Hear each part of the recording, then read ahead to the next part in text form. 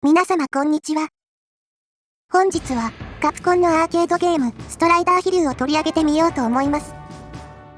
ストライダー飛竜と聞くと、世代によっては、メガドライブ版の印象が強いかと思いますが、本日はアーケード版を中心に、後に家庭用向けに発売された、ストライダー飛竜2などの続編などにも触れてみようかと思います。よろしくお願いします。よろしくなんだぜ。ストライダー飛竜は、1989年にカプコンの CP システム第3弾として登場しました。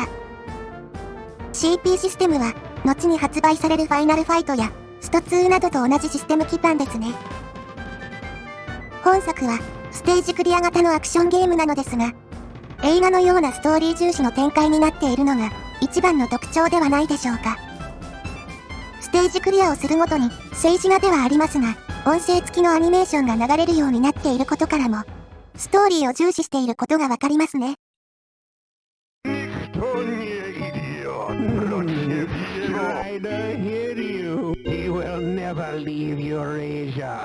音声のサンプリングレート低そうだね。BCM 音声を入れるだけでも大変な時代だったんだぜ。ステージ2のスタート時に、わざわざロシア語でシベリアと表記するなどのことから、ここでも世界観やストーリーを重視していることを感じますね。ロシアといえば、ストライダー飛竜が登場した年にベルリンの壁が崩壊したんだぜ。なんだと。まさか。いや、絶対ないから。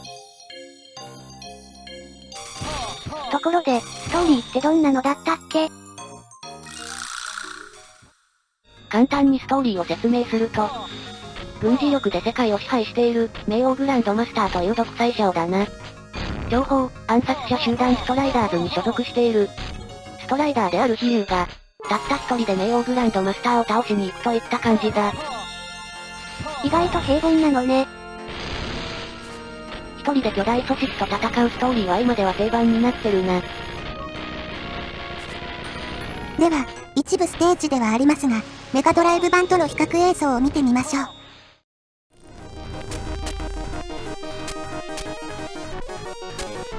今見てもメガドラ版よくできてたよね。細かい違いはかなりあるけど、雰囲気はよく再現してるんだぜ。あと、メガドライブ版は裏技使わないとコンティニューができないんだ。しかも裏技使っても3回だけなんだぜ。昔のゲームはプレイヤーに厳しいよね。アーケードの移植ものは特にだな。ただ、メガドライブ版はアーケードに比べて、敵の同時出現数の違いとかあって、優しくなっていると思うんだぜ。他に、本作を語る上で、チェックしておきたいのが、セリフの棒読みですね。こちらをお聞きください。貴様らの親玉のところへ連れて行ってもらおうか。你这个笨蛋！只要有空中战舰巴鲁洛的世界就是我们的。貴様らにそんな玩具は必要ない。一気に現実へ引き戻されるね。サンプリング音声で長いセリフを入れるだけでも新しい試みだったんじゃないかな。プロの声優雇う予算がなかったのかな。ちなみに、メガドライブ版は音声のセリフがカットされていますね。貴様の棒読みのセリフは必要なかった。メガドラ版は8メガビットのロムだったみたいだ。あの時代にしては意外と大容量ね。ストライダー飛竜のタイトル画面に元企画って表記されてるの覚えてるかな？なんかあったね。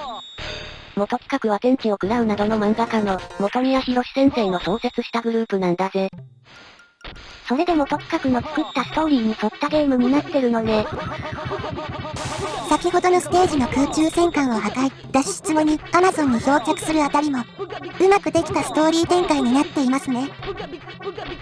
そういえば当時はメガドライブ版も含めてそこそこ遊んだんだけど、正直、そこまでヒットしてなかった気がするんだぜ。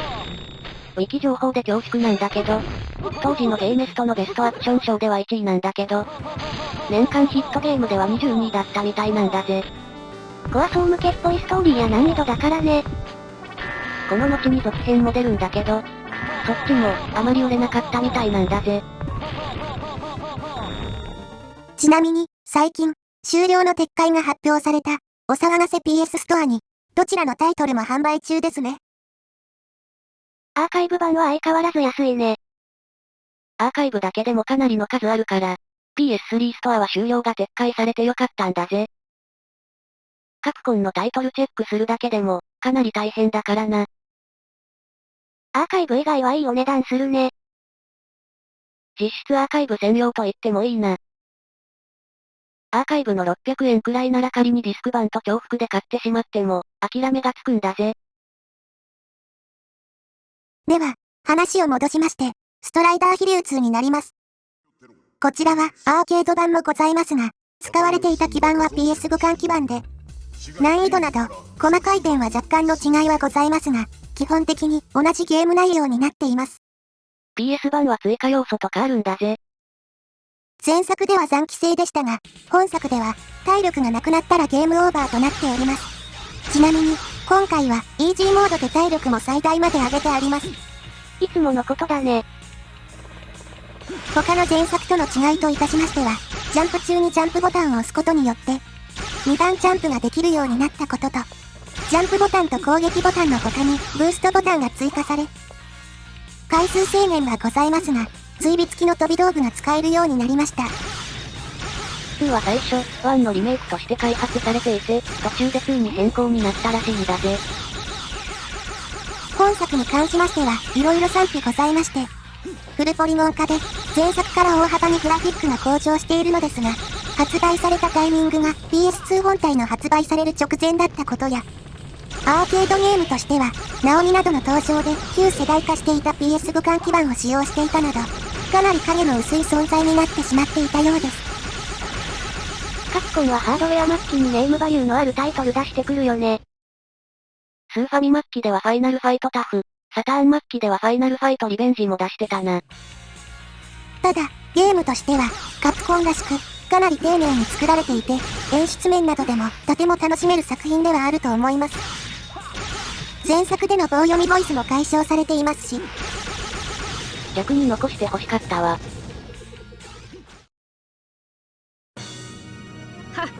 アホかお前は。お前などがあのお方に近づけるとでも思っているのか。世界はあのお方の手の中にある。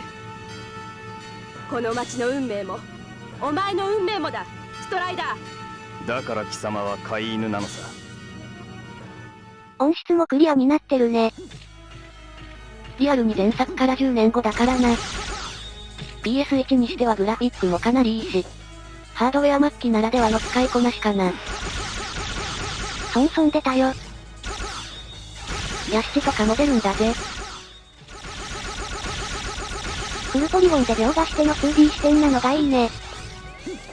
今はよくある見せ方だけど、PS1 ではそんなにないんじゃないかな。家庭用のみの要素といたしまして、一度クリアすることによって、飛燕が使えるようになります。ご覧いただいている通りのチート性能ですね。ただし、飛燕はブーストは使えないんだぜ。ずっとブースト使ってるようなものじゃないか。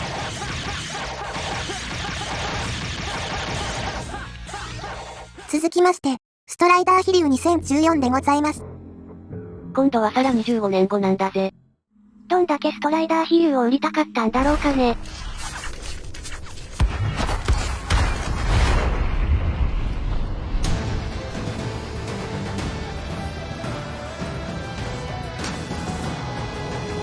さすがに、2010年代の作品だけあって、グラフィックは現在のゲームと比べても遜色ないレベルですね。ゲーム内容といたしましては、今回も賛否あるようですが、おおむね良作ではないでしょうか。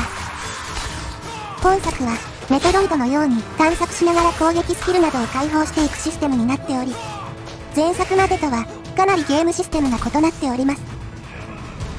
探索要素少なめの、メトロイドバニアっぽい作風なんだぜ。カメラを引いた視点の時に、キャラクターが小さくなりすぎるのが嫌って方もいるようですね。スチーム版の評価を見ると海外勢には好評みたいなんだぜ。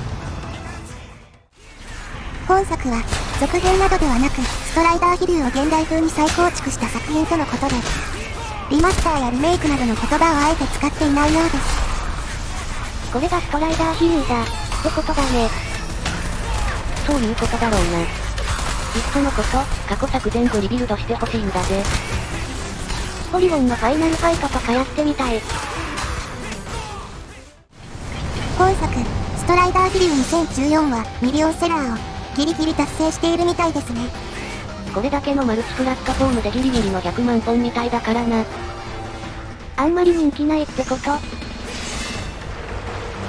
それでも100万本は大したものなんだぜ。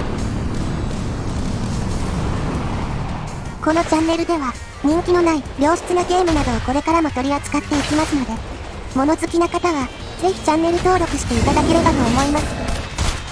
それでは、最後までご視聴ありがとうございました。